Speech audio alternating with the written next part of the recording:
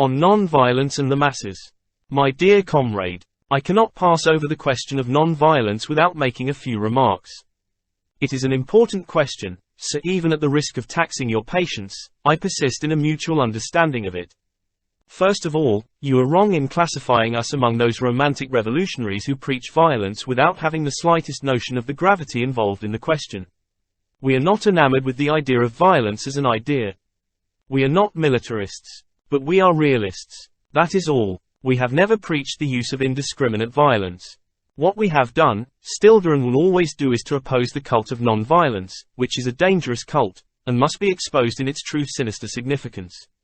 You need not remind us that there cannot be an armed revolution in a country in which the people are completely disarmed.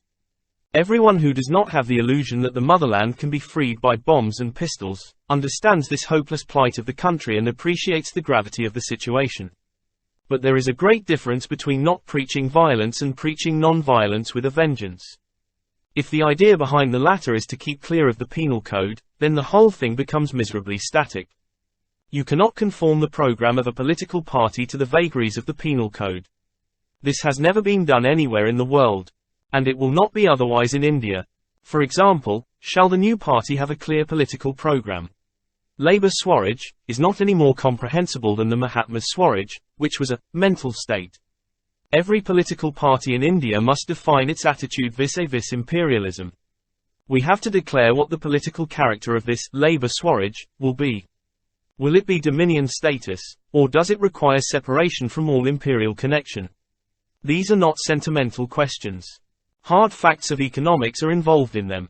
Labour Swaraj cannot be won, the economic relief of the masses cannot be secured, so long as the political life of India is not freed from imperialist domination, which protects the monopoly of British capital. So if we are sincere in our profession of Labour Swaraj, we will be forced to demand a political status, the fight over which will mock at all our silly talk about non-violence. Let me remind you again that we do not preach violence out of any love for it.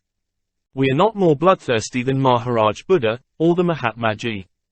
But we are realists enough to see that the economic condition of the masses cannot be in any way improved unless first of all, the monopoly of imperialist capital is broken.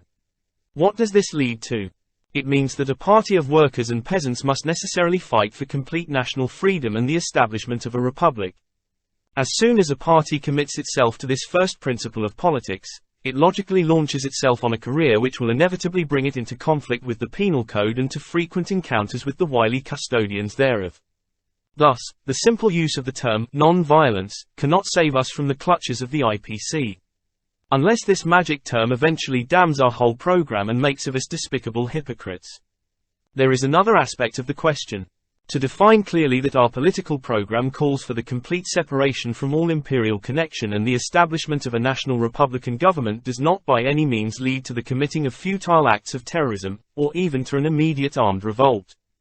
It is quite a constitutional position which can be taken without the least violation of the tactics of non-violence.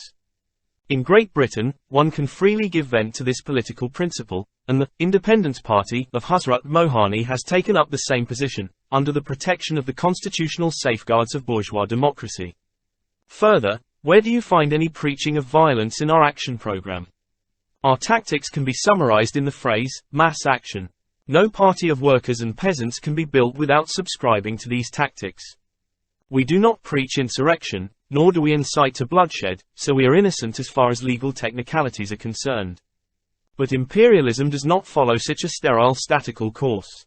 Even the poor Mahatma could not keep out of jail, although he made a veritable fetish of non-violence, and sacrificed a great revolutionary movement on the altar of his own idiosyncrasies, which socially speaking, are of a very sinister kind.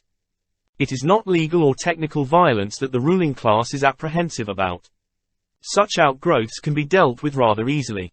The suppression of the terrorist societies of Bengal and the Punjab and of the attempted insurrection in the beginning of the war are examples.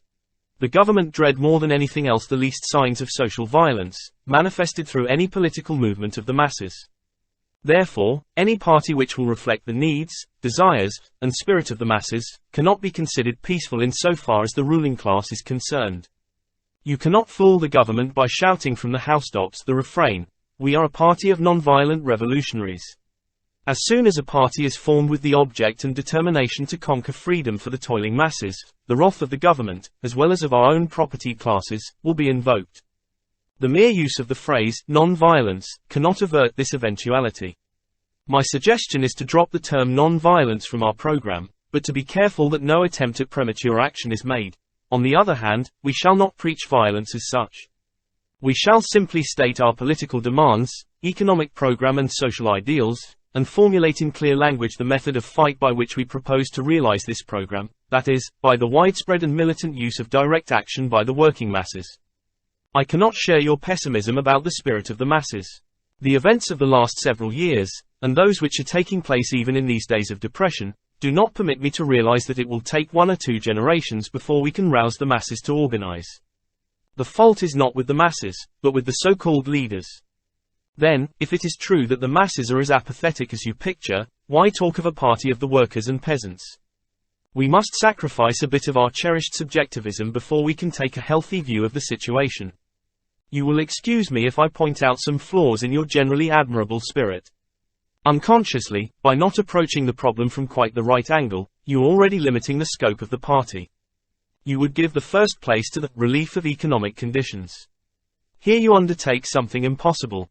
How can you relieve the economic condition of the masses without first removing the causes of this economic condition?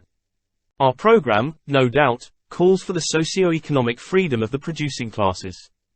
But to say that we must first of all work for a generation to improve the economic condition of the workers, is putting the cart before the horse. Not the goal itself, but the striving for the goal must precede its actual attainment. Economic and social emancipation can only follow upon a complete change in the present political order. It is a mistake to imagine that the toiling masses will organize themselves and will take part in the political movement only when, after a generation or two, their economic condition is relieved. This is the theory of reformism, as exemplified in the economic organization of the British working class, whose participation in politics is a comparatively recent affair.